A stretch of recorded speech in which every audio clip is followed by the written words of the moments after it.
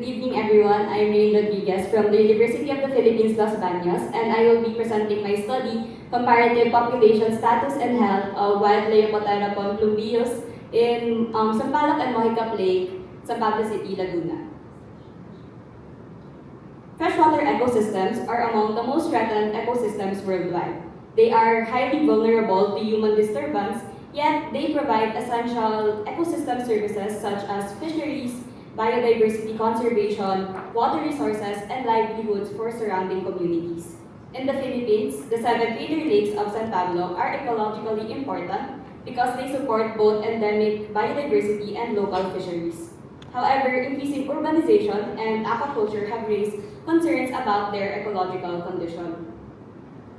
Yesterday, we went to the twin lakes of the 7 greater lakes of San Pablo City, which are the Yambo and Tandin lakes. But for my study, I will be focusing on 2 of the 7 greater lakes with contrasting environmental conditions, which are first the Sampaloc Lake. It is the largest and most urbanized among the 7 greater lakes. It is surrounded by residential and commercial areas and has long been affected by aquaculture, tourism, nutrient enrichment, and pollution. Previous studies have also reported eutrophication and fish kills due to increasing organic loading from the fish cage operations. In contrast, Mohicap Lake is much smaller and relatively less disturbed. It has fewer settlements and lower development intensity, making it a useful comparison site. Although it is considered suitable for aquaculture and ecotourism, it remains comparatively understudied. Comparing these 2 lakes allows us to ask an important ecological question. Do differences in environmental conditions translate into measurable differences in native fish populations? The focal species of the study is Leopotera plumbeus, commonly known as a union. This species is endemic to the Philippines and is currently classified as vulnerable due to declining populations caused by overexploitation, habitat degradation, pollution, and the introduction of invasive species. A union is also ecologically important because it occupies an intermediate trophic level, feeding on zooplanktons, insect larvae, algae, and detritus. Since its growth, feeding behavior, and reproduction are influenced by environmental conditions, it serves as a useful indicator of ecosystem health.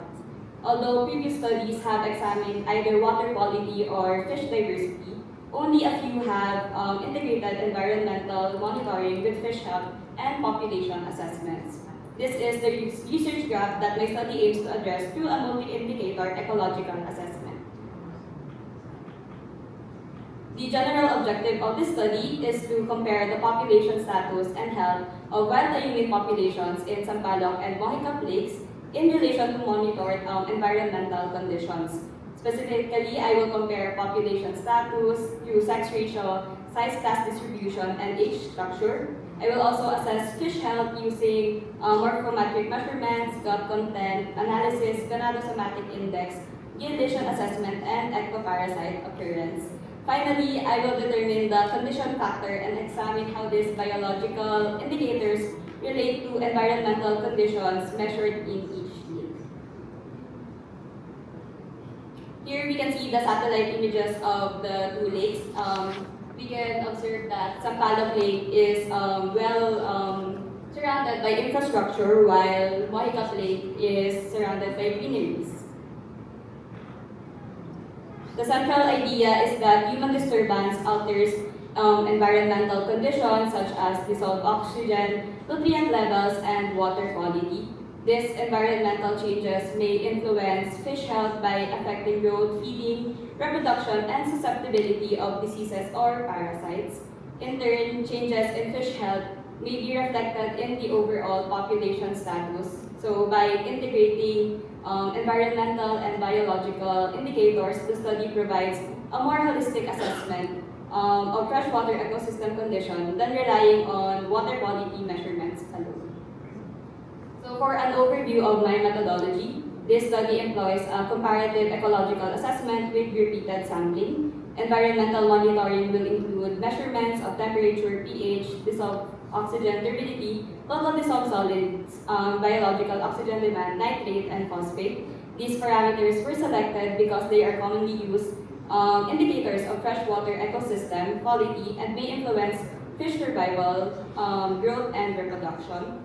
While the human specimens will be collected using, with the assistance of local fishermen using their gill nets. In the laboratory, I will record morphometric measurements and calculate the condition factor, which indicates the overall physiological condition of individual fish. Gut content analysis will help identify feeding patterns and resource utilization, while gill lesion assessment and ectoparasite examination may reveal signs of environmental stress.